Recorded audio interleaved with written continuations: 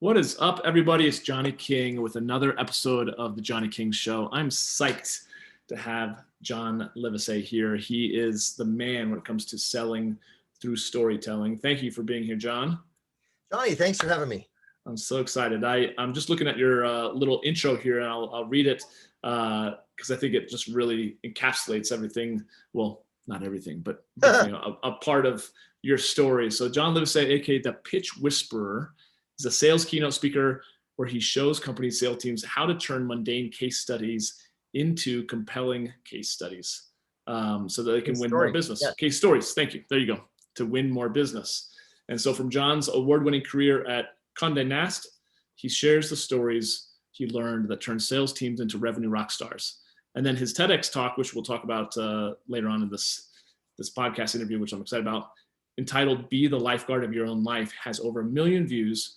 And clients just love working with John because of his ongoing support after his talk, which includes implementing the storytelling skills from his best-selling book, and then his online course, Better Selling Through Storytelling. So thank you so much for being here. It's exciting. It's one of my favorite topics, storytelling. It's fun to teach people how to do it and watch the results.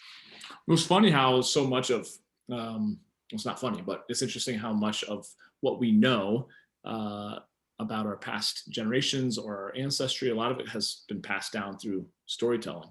What do you know of the history of storytelling, and how did this all kind of evolve into your career? Well, back in the day when we were living in caves, there were stories drawn on the walls, and people used to sit around the glow of campfires and tell stories. And now in business meetings, we sit around the glow of PowerPoints. But this concept of, even if you think back to your childhood, kids never get tired of hearing the story of the day they were born, or how their parents met. So all of that storytelling creates a legacy, an emotional connection. It's really the emotional glue that makes us feel part of a tribe, or where we're living, and what company we work for. And so that's why storytelling is literally in our DNA. And when you tell a story, people relax. They go, oh, this might be entertaining even. Yeah. But when you start pushing out a bunch of facts and data, then you got people's left brain analytical mind kicked in, and their defenses are way up. We talked the other day, and I was telling you, when I've gone through a lot of personal development and Tony Robbins stuff, he's a master at kind of teaching through storytelling. That was the first time that I started to notice, like, man, he just tells captivating story after captivating story, but he's always, ultimately wrapping in a nice bow, teaching some point, but you get lost in it and you're like eager. It's just, it's a great way of kind of getting a point across, or like you said, storytelling, selling, I should say. So I liked what you said in your video on your website, where you said Plato said storytellers rule the world. But in what sense do you feel like is that still relevant today? Oh, it's more relevant than ever, Johnny, because Plato didn't have to compete with the internet for distractions. Yeah. So, a lot of people struggle with being forgettable after they give a presentation. And stories make us memorable, because they may not remember what you said specifically about facts and figures, but they're going to remember a good story. And more importantly, tell that story to other people. And that's what you need in sales, because there's always that second meeting where you present, and then they hear other people present, and then they have a meeting again and say, okay, we heard all the presentations. What do you guys think? And if you've told a story that other people can repeat, then you're much more likely to get that sale. I love that. What if someone is hearing this for the first time and they know they need some support with selling, but they really don't feel like they're all that confident, or feel like they're much of a storyteller? I would assume that you believe that this is something that's teachable, right? You can become a storyteller. Yes. I mean, a lot of people say, oh, leaders are born, and that's not true either. You can become a leader if you study the skills. And the same thing is true about storytelling. Sometimes people tell me, I don't have any stories. I'm like, really? You've never made a mistake in your whole life? You've never had a bad family holiday meal? Never gotten stuck on an airplane, or a trip that went bad? Or recently here in Austin, the power and lights, the water went out. I mean, those things create stories that show our character and our resilience, as opposed to just saying you're a resilient person.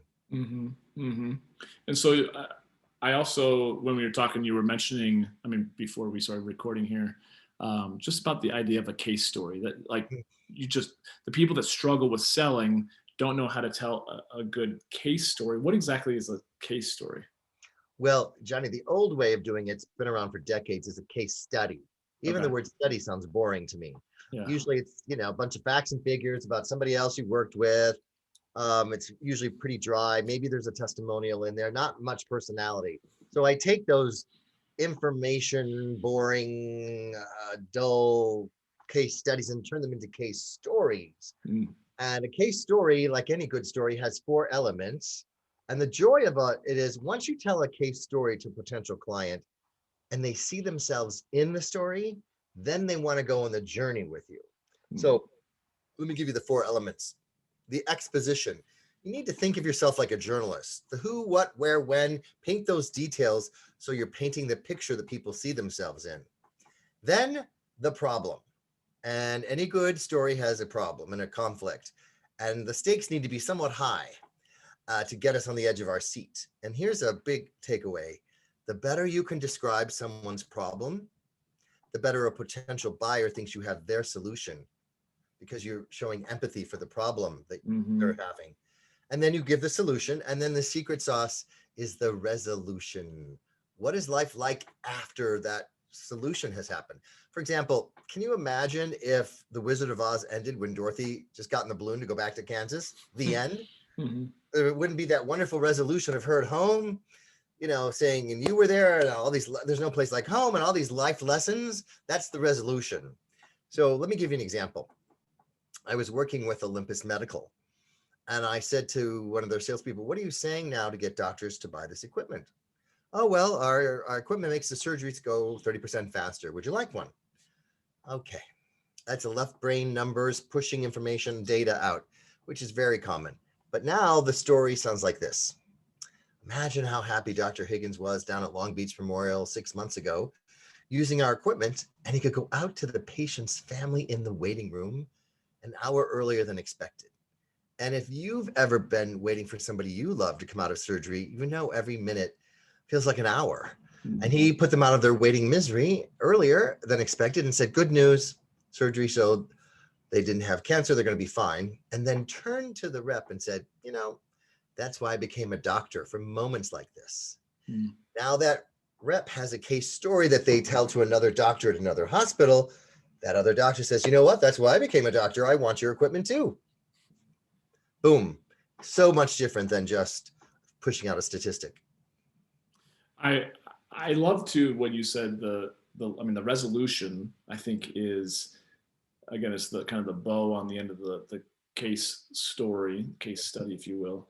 But it also kind of brings it around to like, that's the feeling that we're looking towards achieving, right? It's like, oh, if I can do all of this, then that's the feeling that I want, which I think is, to me, and a lot of what I talk about on the podcast when it comes to psychology is like, we don't want the things, the house or the car. We want what we believe those things will allow us to feel, right? Exactly. And it's the same type of thing with the story. That's why I think we see stories and movies, and even if we know the way it's going and so much predictable, we're still happy when it ends a certain way.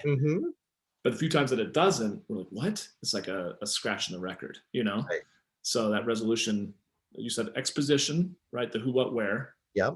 The problem, the solution, and the resolution. Got it. And, when I told that to Olympus, they said, wow, that gives us goosebumps. Not only are we not telling stories, we're not even thinking that the patient's family will be a character in the story. And you'll notice what I did there was I pulled you in a little bit by saying, if you've ever waited for someone you love to come out of surgery, then you're like, oh yeah, I do remember that time. And even if you haven't, you might know somebody who has. And again, the doctor is the hero of that story, not the rep, not the equipment. Right. And the doctor puts people out of their waiting misery, an emotional description of how those people were feeling. And then, of course, the doctor's tapping into his own purpose, his why becoming a doctor. Now we've transcended any transactional kind of conversation into meaning. Right. It makes it just so much more human, like relatable, versus, like you said, just stats and figures. There's not a whole lot of emotion to that. So my soundbite is that when you tug at people's heartstrings, they open the purse strings. That's very true, isn't it? Absolutely. I love it. Speaking of just emotion, kind of changing gears a little bit, I feel like for a lot of people, selling makes them feel uncomfortable. And whether they're just not confident, Yeah. they feel like they're being pushy. How do you support someone in your coaching go from pushy when it comes to selling and to more feeling that they're just being persuasive or Right. yeah. Well, it's ironic. I work with a lot of sales teams that's their job, but I also work with a lot of companies who have to sell, but they don't call themselves salespeople. Lawyers, architects, almost anyone who has to win new business. So I just say, think of yourself as a storyteller and not a salesperson. That automatically reframes how you're thinking of yourself, because the old way of selling is to push out information. And you know where it comes from, Johnny? The belief and the myth that we've heard forever, that in order to get someone to hire you or buy from you, they have to know, like, and trust you. We've heard it forever. And so that belief goes, oh, well, then if you need to know stuff, let me push out information. Let me tell you everything about me and my company and my products. Do you know enough yet to buy? And of course, people buy emotionally, back it up with logic. So the joy of when you tell a story is you're not pushing out information, you're pulling people in. And again, when they see themselves in those stories, it's like landing a plane. It's a very smooth closing. It's not a pushy closing at all. Like, literally, does that sound like the kind of journey you'd like to go on? And if they've seen themselves in the story enough, 9 times out of 10, they'll say, yes, it does. It makes me think of times that I've been critiqued when I was much younger in my like earlier sales career, and I felt like people were like, "Oh, you," or I've experienced too, where people just kind of show up and throw up and just throw up information, right? But you're right, the whole idea of they've got to know, like, and trust you. But then my mind goes to that saying of like they need to know how much you care before they care how much you know, correct? So a lot of times it's more questions, right? I've learned that selling a lot of times is a lot more questioning than it is talking.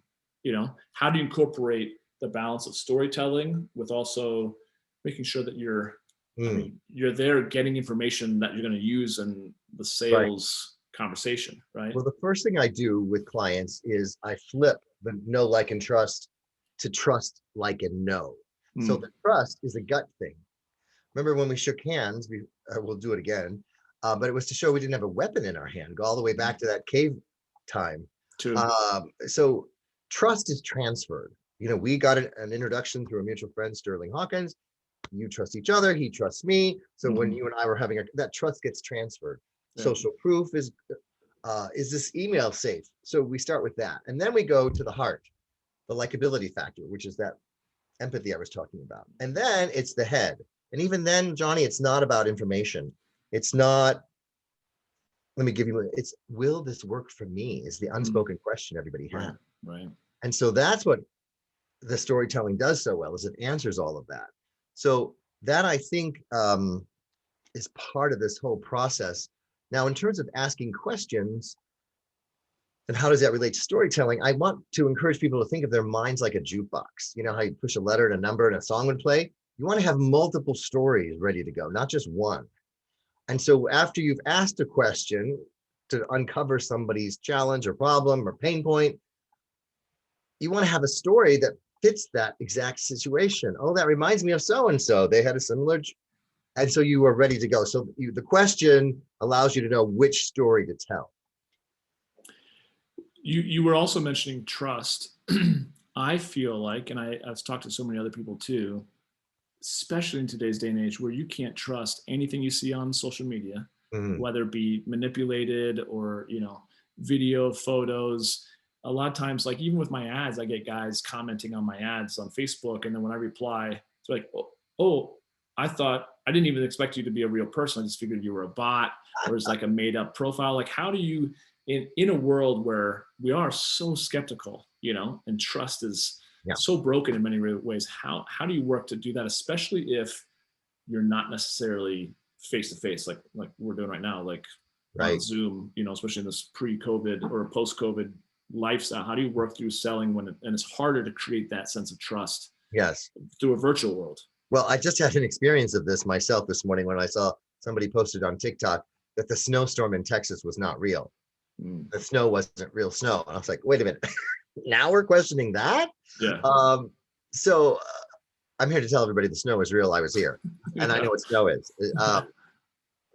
So again, I think it goes back to social proof.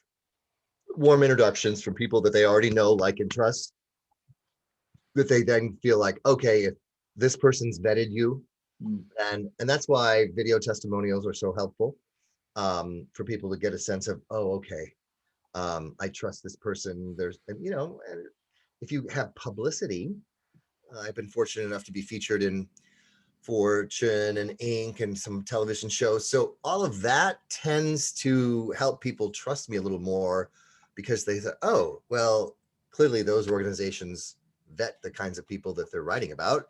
Right. And testimonials of companies that, you know, I actually had a client that needed to talk to my clients that had hired me for speaking.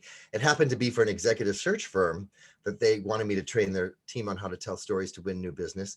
And they said, you know, we don't just look at references on your LinkedIn profile and your website. We actually need to talk to the people. I'm like, but I'm not interviewing for a job, except the job of being your speaker. Fine, go ahead to call them. So that's how. So sometimes they need to go that extra step, but I think just knowing that they could call somebody if they needed to helps keep people pretty much on the up and up on who they use as case references. Yeah, no doubt. And I think, again, being able to go on your website and see, oh, you've worked on all these with all these people, you've been in all these publications, oh, you've been interviewed by Larry King, like that stuff's like, oh, legit. I mean, that's cool that you're right. The social proof speaks pretty loudly for itself, which is just kind of goes to show, again, the communal aspect of that transferring of trust, you know? Yes. So that's very, very cool.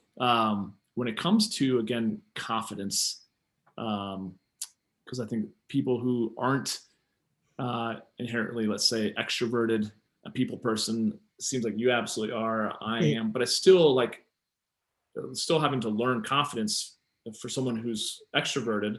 Then you take someone who's introverted, but they feel like they have a message that they're called upon to give. What are some tips that you can offer to the listeners to help build that confidence in storytelling and sales? Yeah, a lot of people tell me they get butterflies in their stomach when they have to speak in front of people. Yeah. And I just say, you know, the goal is not to get rid of those butterflies in your stomach, but to get them to fly in formation. And you want to get the nervous energy out of your stomach and into the room. Make a gesture, get out of your head, worrying about whether people like you or not. And I had an experience when I was being interviewed on live TV, and they said, go sit on that sofa. The host will come from the anchor desk at commercial break and sit on the sofa and start interviewing you. And they were ironically interviewing me on how to have more confidence as part of my segment. And I've been in other situations on live TV, and it's all, your heart's definitely racing. And but in this particular studio, the cameras were on robots tracks and not people pushing them, which is what I'd already seen. And so I'm sitting on the sofa, and they're going live in 5, 4, and this robotic camera, 3 of them coming on a track at a really fast speed from one set to the next, and they come just within camera range. So they're like this far, like I'm this far away from your face, and you're like, is this thing gonna stop? And my heart is even racing more, besides just being on live TV. Yeah. And then I had to talk about being confident, as I just got scared out of me. Yeah. So those moments are when you just rely on your training. Yeah. And what happens when we get scared or nervous like that is we tend to talk too fast. And I work with people, I say, you know, confident people are comfortable with silence. So you still take some pauses so that people can really hear. Like the first segment I did, I said, what makes a good pitch or story? Oh, it's clear, concise, and compelling. And then I was watching the tape back like an athlete does with my media coach. And he goes, you know, you said that a little fast. I know you're afraid of dead air time, but it's too fast for people to process. So the secret is say the word to yourself quiet, silently, and then you'll have just the right amount of silence. So it's a good pitch is clear, concise, and compelling. So now it sounds like, hey, John, what makes a good pitch? Oh, a good pitch is clear, concise, and compelling. That little bit of silence between those 3 words lets it land in the audience, the viewer's head. And so that's a tip for everyone on their confidence level is stay centered. Don't talk faster, even though your heart's racing. Well, in that pause, whether it's done storytelling or storytelling through music or movies or musicals, it's always that like, it's the anticipation of like, well, what's going to happen next? It's that pregnant pause, if you will, right? Yes, exactly. That's when it's used and done well. Yeah, it's like everyone's hanging in the balance of what's going to happen next. So I love Mhm. that. Really, really good tips. Now, again, switching gears more to your TEDx talk, like I mentioned in the intro, Mhm. the title is called "Be the Lifeguard of Your Own Life." Yeah. But for anyone who hasn't yet seen it, what does that mean? Well, I am a former lifeguard many years ago. And one of the lessons I learned when I was in that situation was, I had to save a little girl who was drowning. I jumped in. She was underwater 2 seconds too long and she was panicking. So I knew I couldn't just throw her or something. And I jumped in and I had to save her. And Mm, that lesson I learned of not panicking and staying calm served me well my whole career. And I think in a hurricane, a lot of people think, well, I'm not going to evacuate. So worst case scenario, I'll climb on my roof and some helicopter will come save me. And unfortunately, in our life and in our career, that's not always the case. So I said, we need to be our own lifeguard of our own life, as opposed to thinking, well, somebody else will fix this for me. mhm. And so it's all about embracing disruption, getting out of our comfort zone, and learning how to stay calm when our instinct might be to panic. Mm. Hell yeah, that's amazing because I feel like so much of what I again talk about on my show, having worked with men so much, Mm. not even just men, let's just say masculinity. You know, a lot of times that masculinity is, it's attractive when it's solid, when it's very clear and focused, and kind of immovable. My coach, I was on the phone yesterday on my coaching call with her, and she's like, you got to be in your masculine and Mm. let that feminine be that hurricane, that storm, Right. and just like a palm tree, you're still grounded, but you'll have to move with it, but you're not breaking, right? You're not in resistance to that storm. And I feel like a big part of what you're talking about is, essentially not panicking. It's just being clear about still just having that great balance between your masculine and feminine energies. But it does also make me think of the question I was going to ask you, which was like, in what, you know, I'd love to hear maybe a story that you had where something didn't go according to plan, right? And you could have easily lost your shit, could have panicked, but you Right. recovered beautifully. Well, back in 2008, I had a career, as you mentioned, at Conde Nast, and then that was when the mortgage crisis hit, Mm, and the luxury market crashed because nobody was spending ads or money on luxury goods. And I got that call saying, we're going to have to lay you off. We're laying everybody off outside of New York and 30% of the New York staff. And it felt like a kick to the gut. I mean, I knew it might happen, but you always think, well, they're not going to let me go. I mean, and they go, we need you out by the end of the day. And I'm like, ooh, wow. uh, okay. And so I didn't take that personally. But then I went right to, well, don't you want a status report Mm, of where these ads should be running and what page and what issue? Well, that'd be great, but everyone else is so angry they're storming out. But that's where my lifeguard training kicked in. And I thought, I'm not going to do that to these people. I've watched them get married, have kids for 15 years. And little did I know that one decision to not panic and get mad and take it personally and storm out would affect me 2 years later, when they reached out to me to come back and take my old job back. And ironically, I ended up winning Salesperson of the Year mm, against 400 other salespeople from around the world for 23 other different brands. cool. And I thought, I'm the same person, whether I'm getting laid off or winning this award. So that really set me on my own personal path of helping as many people as possible get off that self-esteem roller coaster, Hmm. where we're only feeling good if our numbers are up and things are going great and we're winning awards. We feel bad about ourselves if our numbers are down or we're being laid off, and we let our identity get sucked up into what's happening to us instead of transcending it. And I have found that when I can help people realize that who we are is bigger than any one thing or any one job or any one sale, that it really frees everybody to not live a life full of fear. Mm. Yeah, amen to that. I maybe you answered it, but I was going to ask you a little bit more about the self-esteem roller coaster, Sure. and how you can help suggest people getting off Well, safely? first of all, it's just an awareness that you're on it. Otherwise, you're just constantly reacting. I mean, in high-end retail stores at Christmas time, but they do the big chunk of their sales for the whole year, they will give reports to the person saying, you know, this time last December 11th from 11 a.m. to noon, you sold X amount of jewelry and you haven't done that this year. So that can be an hourly roller coaster if you let it. Totally. And I think part of it is just reminding yourself that just because something doesn't work out doesn't mean I'm a failure. Mm-hmm. Just because somebody rejects me or my product doesn't mean I have to reject myself. And when we have that awareness, that's what really helps us get off this self-esteem roller coaster, that our identity stays the same. And also we let go of this need to be perfect all the time. Mm-hmm. And I think so many guys in particular struggle with this one. I think women do as well. But, you know, I think back on my dad, we're on family vacations and we get lost. And this is before GPS. And I'm like, well, let's just stop and ask for directions. No, I couldn't understand it. I had no ego about that at all as a kid, but it was like, I'll figure it out. I'm like, oh. And so I think sometimes I think the secret to this self-esteem roller coaster is, and you're doing this so well with your men's group, is don't go it alone. Mm-hmm. Mm-hmm. And I think when we reach out to other people and go, hey, I'm struggling with this, and I don't feel so great about myself at the moment, you know, somebody goes like, oh, let me remind you of the truth of who you are, even if you've forgotten it Mm-hmm. Mm-hmm. temporarily. Yeah, exactly. Well, and what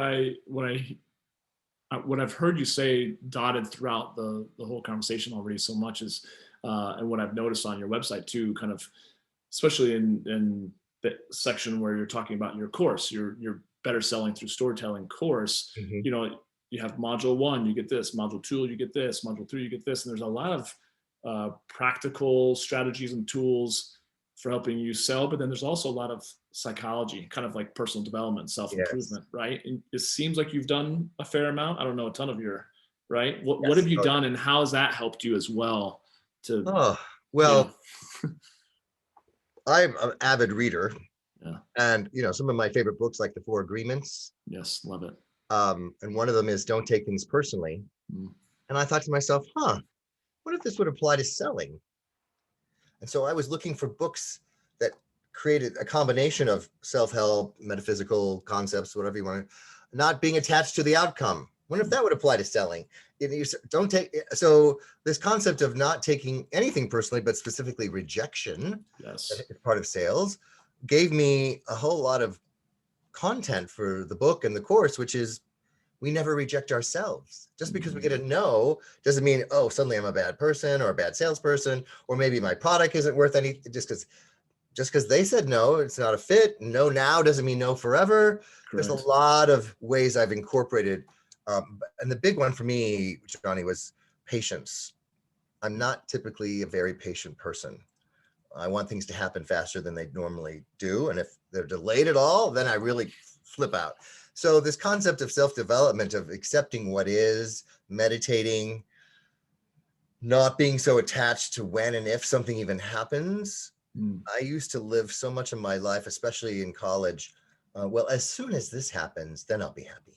Yeah, right. You know, this job, this car, this relationship, whatever it is. And I realized you never really get there. You're just constantly, you're never in the moment. Yeah. So I just read a great book called 10% Happier by Dan Harris, the journalist. And, you know, they're constantly chasing the next high of another war thing. And so it's an issue that all of us, I think, are on our own journeys of accepting what is and letting go of not feeling good enough. Yeah. And when that is something that you're working on the core level, then you're not giving your power away to somebody who does or doesn't buy from you. Right.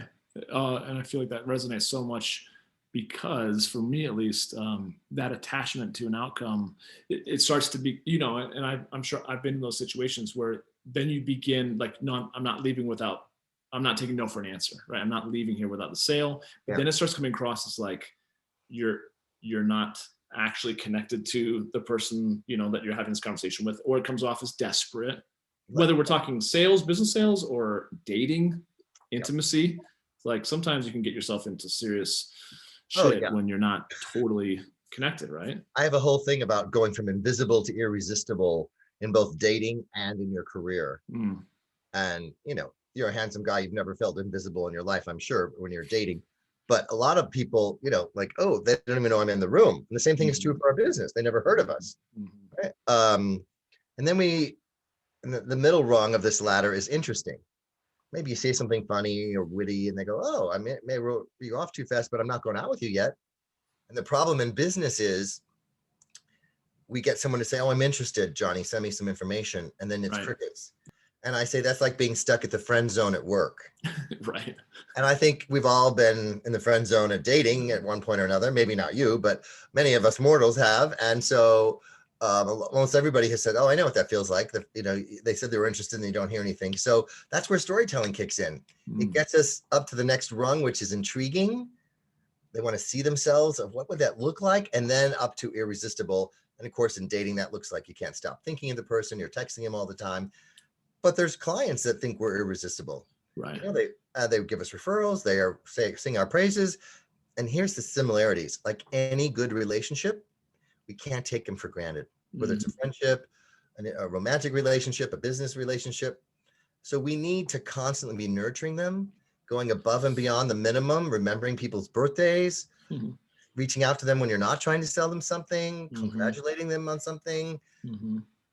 That's really where I love working with people at that. How do you get from interesting friend zone level to intriguing to irresistible? 100%. Like you said, it's nurturing. It's doing the things that they're not expecting. It's staying relevant, right?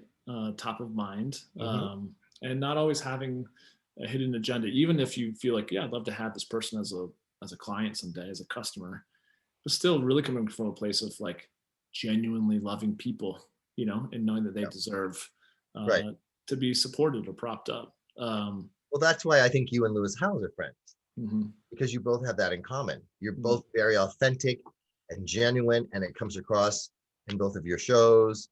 And that, of course, not only attracts listeners, but it attracts guests who want to be on that, because it's like, oh, this is a safe place to land. The person's going to do their homework, and all of that that's what makes success in general.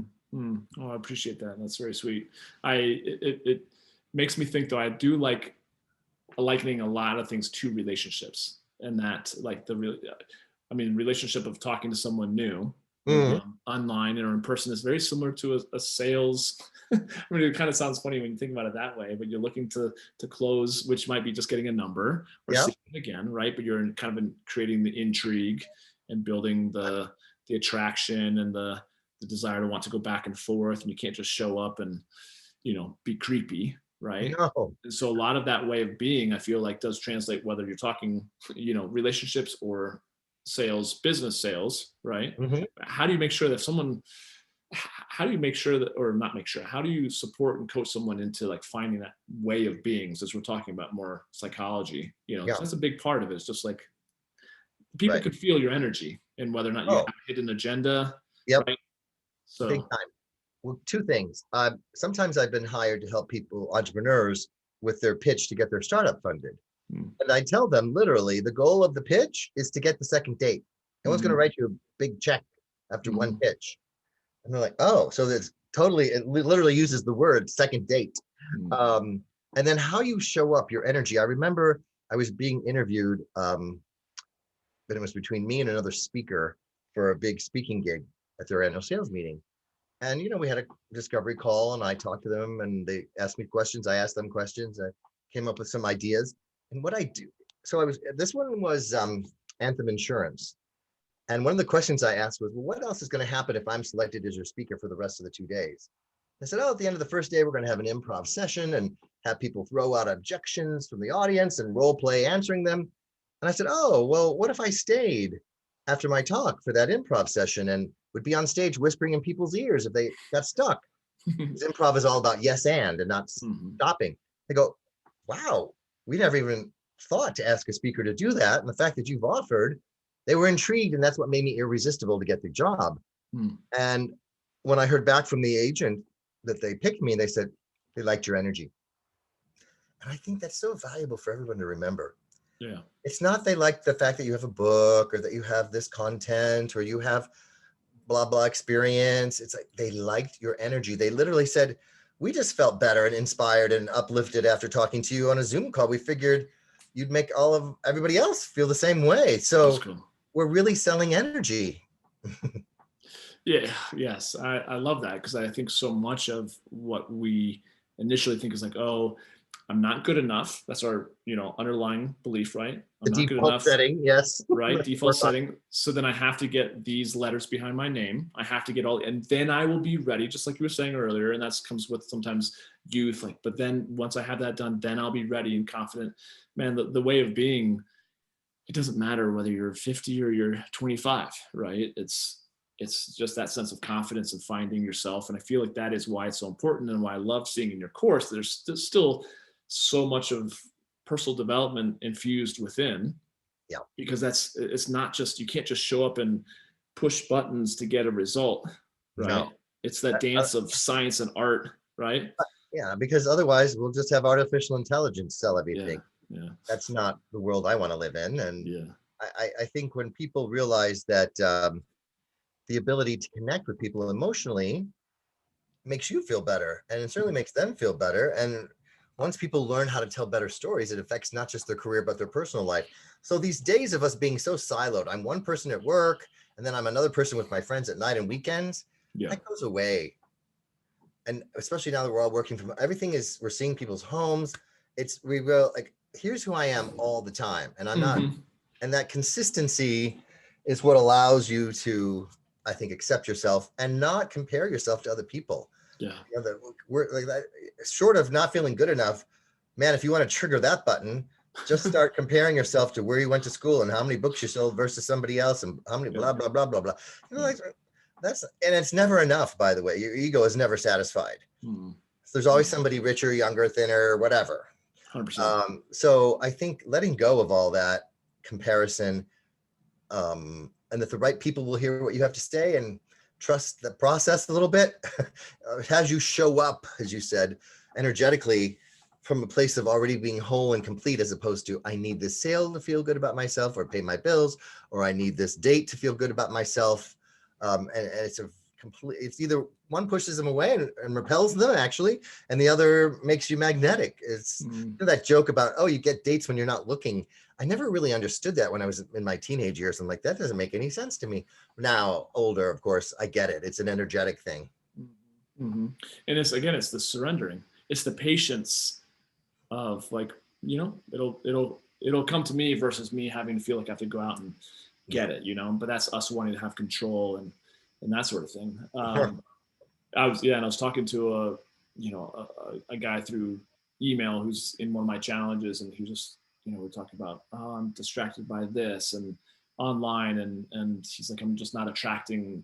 Well, no, he's like, getting dates is not difficult, that's really not difficult. What I'm really looking for is attracting a guy that, that kind of comes into my life with ease, and we just harmonize, but I do feel like a lot of that for me, whether we're talking about podcasting, public speaking, date nights, so much of that is based off of my state that I go into, my emotional state. And I know that there's nights that I've gone out feeling defeated from the day or exhausted, and I shrink. I just minimize. I have no self-confidence, right? Versus the other day where I might be like, I close a big sale, right? And there's a lot of that is state, right? So how, do you have any tips, or have you ever done that where before you go into a big meeting, talk, all that, you get into state, you get your body, mind, like what do you suggest? My process is what I call stacking your moments of certainty. Like an air traffic controller, they stack planes on different altitudes. We have the ability, instead of letting the negative self-talk come into our head before a big pitch or a meeting or even a party, or networking event, we go, oh, this will never work. I don't feel like being here. I want to get out of here. You can't just tell yourself, don't think that. It's like, don't think of a pink elephant, right? You have to replace it with something. So I have people write down 2 or 3 times when they knew they nailed something. They got the date, they got the sale, they hit their goal, whatever it was. and how they felt with it, not just the fact of what they did. I felt proud, I felt accomplished, I felt like I was in integrity of my word with myself. And when you stack those moments of certainty up in your head and the feelings that are associated with it, that's my secret tool for hitting the reset button when you aren't feeling at your best. Just go back to, well, let me remember a time when I did. And it's amazing when we start remembering that and put it, the feeling in our body again, like, oh, yeah, because now I'm focusing on this as opposed to what happened 5 minutes or 5 days ago. I love that. That's brilliant. Yeah, love that. Thank you so much. I was just wanting to ask you, of all the social medias or your website, if someone was intrigued to get in touch with you, want to continue their journey, what's the best way for them to be in touch? And well, I have a gift for everybody. It's my top storytelling tips. All they have to do is text the word pitch, yes, PITCH, to 66866, and I'll send you my top storytelling tips. If you can't remember my name, johnlivesay.com, or my book, Better Selling Through Storytelling, maybe you'll remember the Pitch Whisperer. And you can Google that and my content shows up. And if anybody wants to have a chat on how I could possibly help them or bring me in to speak at a sales team on storytelling, I'm open to that. I love that. So guys, listen, if you're up for this, do it right now. Stop this podcast in a moment. Switch over to your text messages. Text 66866. Is that right? Right. And say pitch. With a P. Yes. With a P. P's and Paul. Yeah. not bitch. Yeah. Exactly. That'll get you a different list. A whole nother show. Yeah, exactly. Oh, that's awesome. Well, John, thank you so much. And I really, really just applaud you for what you're doing. It's exciting. It makes something that could be so scary for a lot of people. And like you said, that whole idea of rejection, kind of flip it on its head to where it's enjoyable and it seems easy. That's not very challenging to tell a story, because I think we can all do that as we're all, going through this human life. But any last remaining closing thoughts that you'd like someone to walk away with? One of my favorite quotes is from the famous tennis pro, Arthur Ashe. The key to success is confidence, and the key to confidence is preparation. So the more prepared you are, the more confident you are, the more successful you are, whether you're an athlete or a salesperson or an entrepreneur.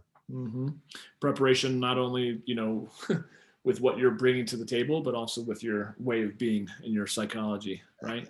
Yeah. Yes. Well, thank you so much. You blessed my listeners. I really appreciate your time, and excited to continue the conversation. My pleasure. Thanks for having me, Johnny. Thanks, everyone.